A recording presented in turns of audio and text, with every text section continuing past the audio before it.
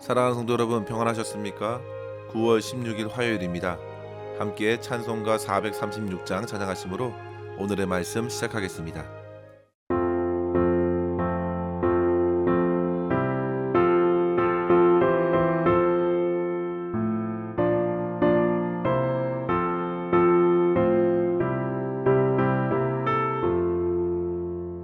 나 이제 주님의 새 생명 얻었고 옛 것은 지나고 새 사람이로다.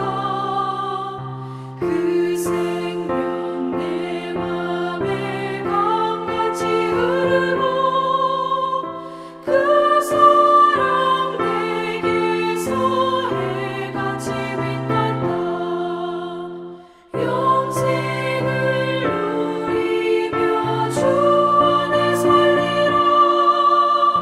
오늘도 내일도 주 함께 살리라.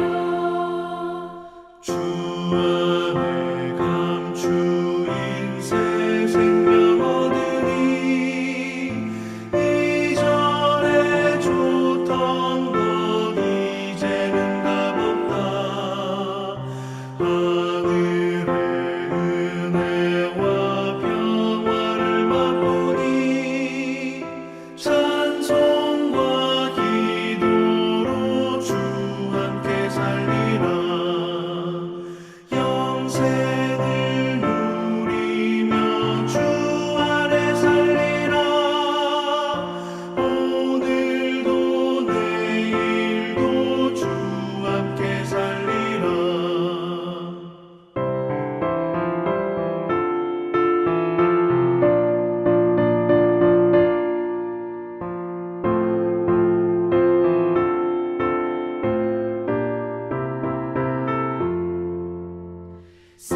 산천도 조목도 새같이 되었고 죄인도 원수도 친구로 변한다.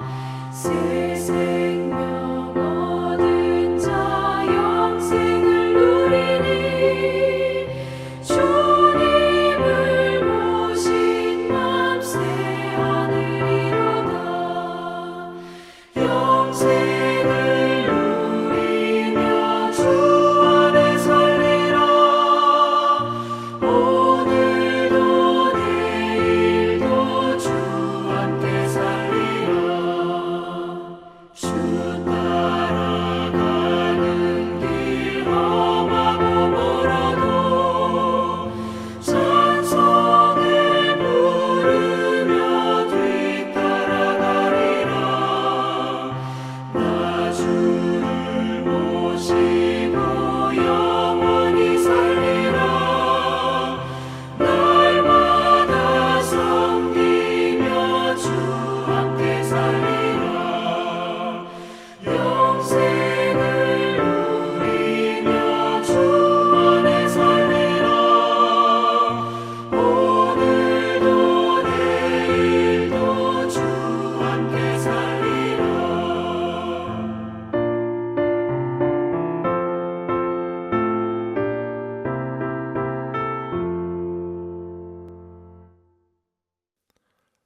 아멘. 이 시간 함께 나눌 말씀은 마태복음 6장 9절에서 15절입니다. 그러므로 너희는 이렇게 기도하라. 하늘에 계신 우리 아버지여, 이름이 거룩히 여김을 받으시오며 나라가 임하시오며 뜻이 하늘에서 이루어진 것 같이 땅에서도 이루어지이다. 오늘 우리에게 일용할 양식을 주시옵고 우리가 우리에게 죄 지은 자를 사하여 준 것 같이 우리의 죄를 사하여 주시옵고 우리를 시험에 들게 하지 마시옵고 다만 악에서 구하시옵소서.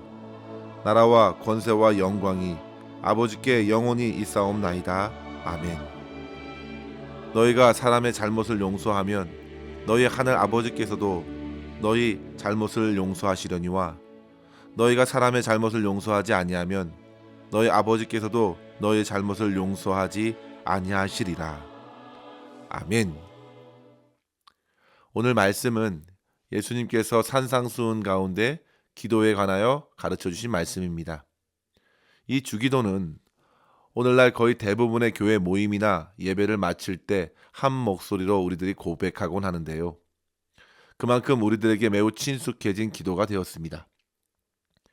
예수님께서는 우리에게 이 기도를 가르쳐 주시면서 이 기도가 단지 이 땅의 삶의 필요를 채우기 위한 통로가 아니라 더욱 본질적인 부분, 즉 하나님과 사람과의 온전한 관계를 나타내는 행위로 여기도록 하셨습니다.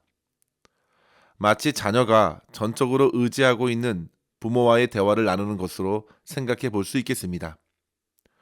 그렇게 예수님께서는 이 기도를 통해 하나님과 더욱더 긴밀하고 친밀한 관계를 유지하셨습니다. 특별히 본문에서 전하고 있는 이 주기도는 모두 10개의 문장으로 되어 있는데요. 그 내용을 보시면 크게 세 가지로 생각할 수 있습니다. 첫 번째는 하나님께서 우리의 주님이시라는 고백이 이 기도의 전체를 받들고 있는 것이죠. 하늘에 계신 우리 아버지라 하나님을 향하여 고백하면서 하나님의 이름이 거룩히 여김을 받으시기를 간구하고 있습니다. 그리고 그 하나님의 나라가 임하는 것, 하나님의 뜻이 하늘에서 이루어지는 것 같이 이 땅에서도 이루어지길 원하는 것 모두는 이 땅에 펼쳐지는 하나님의 주권과 통치를 인정하는 고백이라 할 수 있습니다. 즉 성도 여러분, 우리는 이 주기도를 통해 내 마음과 생각을 넘어서 내 삶의 전 영역에서 주님의 통치가 온전히 펼쳐질 수 있기를 간구하면서 오늘도 주님의 권세 아래에 내가 살고 있다는 사실을 믿음으로 고백하며 찬양하는 것입니다. 이러한 고백은 주기도문의 마지막 부분에서도 다시 강조되었습니다. 대개 나라와 권세와 영광이 아버지께 영원히 있사옵나이다. 오늘날 한글 성경에는 대개라는 말이 없지만 사실 1895년부터 1936년까지 번역된 한글 성경에는 대개를 넣었습니다. 원래 이 대개라는 말은요, 헬라어로 호티, 즉 왜냐하면 문묻입니다. 그런 접속사를 살리기 위해서 넣은 말인데요. 당시에 대개라는 말은 한자어로 큰 덮개라는 뜻으로 전체적인 이유가 그러하다는 말로 이해하면서 대개 나라와 권세와 영광이 아버지께 영원히 있사옵나이다 라고 고백한 것입니다. 그렇게 첫 번째 특징은 하나님께서 우리의 주님이 되십니다 라는 고백이고, 두 번째로 이 주기도의 특징은 현재의 삶과 매우 긴밀하게 연결되어 있다는 사실이죠. 성도 여러분, 우리의 기도는 결코 오늘의 삶과 동떨어진 것이 아니라 매우 실질적이고 구체적인 삶의 내용이 담겨져 있는 것입니다. 보십시오. 일용할 양식을 구합니다. 오늘 살아갈 힘과 도움을 요청하는 것입니다.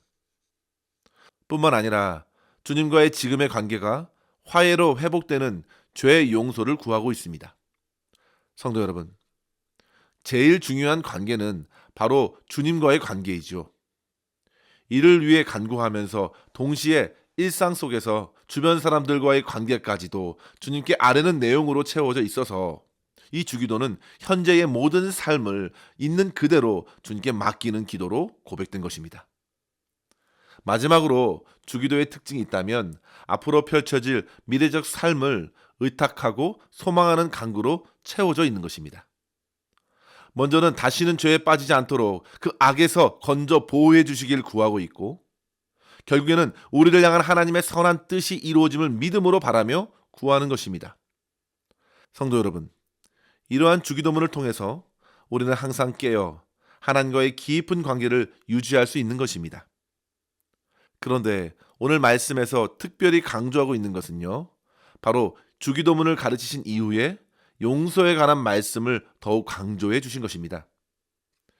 이것은 어찌 보면 우리가 용서해야 우리 죄를 용서해 주시겠다는 조건적인 응답처럼 보이지만, 사실상 성도 여러분, 이것은 어떤 선제 조건을 보고 우리를 용서해 달라는 것이 아니라 주님께 용서를 구하는 성도의 자세가, 태도가 바로 용서하는 자라는 사실을 일깨워 준 것입니다.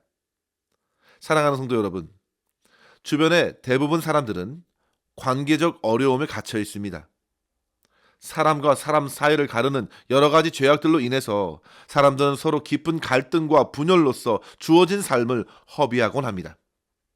그리고 결국 그렇게 인생이 죽음 앞에 서게 될 때에 대부분 지나온 자기 자신들의 잘못들을 고백하면서 후회하기도 하고 느지막하게 용서를 구하기도 합니다.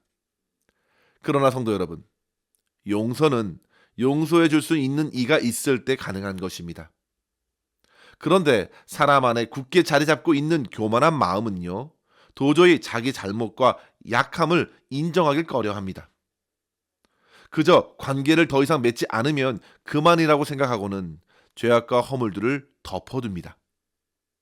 그러나 그럴 경우 그 남겨진 죄악들은 결국 그 영혼을 더욱 무겁게 짓누르며 괴롭히는 것으로 작동할 것입니다. 그리고 그런 죄로 주변에 있는 사람들뿐만 아니라 하나님과의 관계에서도 치명적인 영향을 미치게 되면서 풍성한 은혜를 누릴 수 없는 지경에 이르게 하기도 합니다. 그래서 주님께서는 산상수훈에서 가르쳐 주신 것입니다.